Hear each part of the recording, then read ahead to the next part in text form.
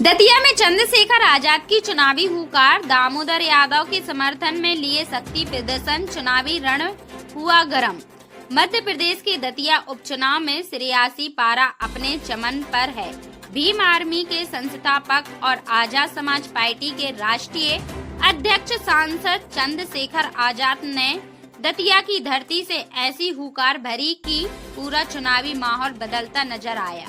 हजारों समर्थकों की मौजूदगी में उन्होंने आजाद समाज पार्टी के प्रत्याशी दामोदर सिंह यादव के समर्थन में जनता से जीत की अपील की और कई बड़े राजनीतिक संदेश दिए। आखिर मंच से क्या कहा गया, जनता से कौन कौन से वादे किए गए, आइए देखते हैं यह विशेष रिपोर्ट। दतिया की सड़कों पर उमड़ा जन सैलाब, हाथों में झंडे और बदलाव के नारों के बीच आजाद समाज पार्टी ने अपनी ताकत का प्रदर्शन किया।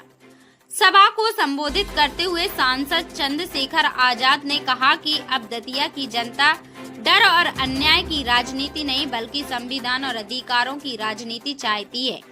उन्होंने दावा किया कि उनकी पार्टी हर गरीब, शोषित, वंचित और आम नागरिक की आवाज बनकर खड़ी रहेगी।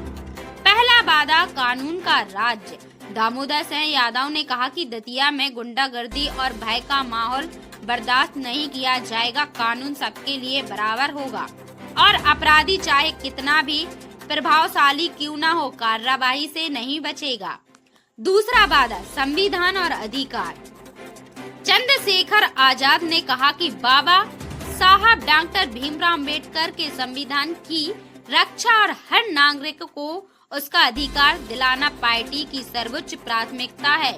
युवाओं के रोजगार, शिक्षा और सम्मान की लड़ाई जारी रहेगी। तीसरा वादा व्यापारी और आम जनता की सुरक्षा। दामोदर यादव ने भरोसा दिलाया कि व्यापारी, किसान, मजदूर और आम नागरिक सुरक्षित माहौल में अपना जीवन जी सके, इसके लिए हर स्तर पर संघर्ष किया जाएगा। उन्होंने निष्पक्ष चुनाव और लोकतांत्रिक व्यवस्था की बात भी कही। सभा में मौजूद कार्यकर्ताओं के बीच चंद्रशेखर आजाद ने कहा कि दामोदर सिंह यादव पार्टी के भरोसेमंद नेता हैं और उनके हर शब्द को पार्टी का आधिकारिक रूख माना जाए। उन्होंने कहा कि जनता को ऐसा प्रतिनिधि चाहिए जो सिर्फ चुनाव के समय नहीं बल्कि हर मुश्किल में जनता के साथ खड़ा रहे। दतिया की चुनावी जंग अब और भी दिलचस्प होती जा रही है। आजाद समाज पार्टी की इस बड़ी रैली ने राजनीतिक हलकों में नई चर्चा छेड़ दी है। हालांकि चुनावी वादों और दावों पर अंतिम फैसला मतदाता अपने वोट से करेंगे। अब देखना होगा कि दतिया की जनता किसे अपना जनप्रतिनिधि चुनती है और चुनावी नतीजे किसके पक्ष में जाते हैं। आप इस खबर पर क्या सोचते हैं? अपनी राय हमें कमेंट बॉक्स में जरूर बताइए। वीडियो को लाइक, शेयर और चैनल को सब्सक्राइब करना ना भूलें। देखिए, दतिया का विधानसभा उपचुनाव, और क्योंकि हम किसान परिवारों के लोग हैं, बहुजन समाज के लोग हैं, तो हम उपजाऊ जमीन को, उपजाऊ जगह को, उपजाऊ बीज को जानते हैं, पहचानते हैं और फिर जब ये कॉम्बिनेशन मिल जाए तो फिर उस पर मजबूती से काम करते हैं।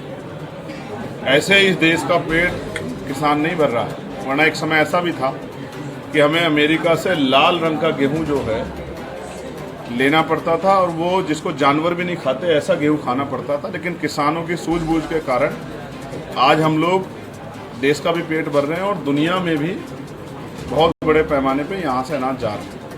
तो हम जो बहुजन समाज के लोग हैं ये जानते हैं कि कौन सी ज़मीन उपजाऊ है। इस आधार पर मैं कह सकता हूँ कि ये पूरा जो जिला है दतिया, ग्वालियर, चंबल, मुरैना संभाग, ये बहुजन आंदोलन के लिए पहले से बहुत मजबूत जगह रही और इसी कड़ी में सेवता में हम लोग लड़े, लेकिन कुछ कम वोटों के अंतर से हम लोग विजय प्राप्त नहीं कर पाए।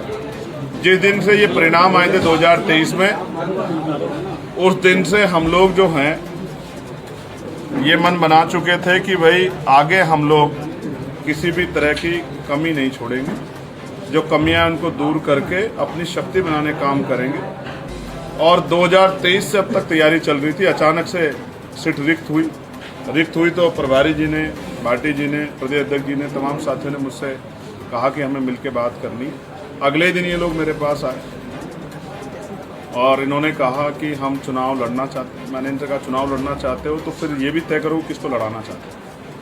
तो पार्टी ने तय किया कि दामोदर भाई को लड़ाना है। दामोदर भाई ने कहा नहीं, मैं संगठन काम करूँ, किसी और को भी आप चाहो तो लड़ा सकते हो। मैंने कहा कि नहीं, हमारे पास इस समय दावेदारी के तौर पे आप उस विधानसभा मजबूत साथी हो, आपको चाहिए कि आप जाओ और मजबूती से तैयारी करो।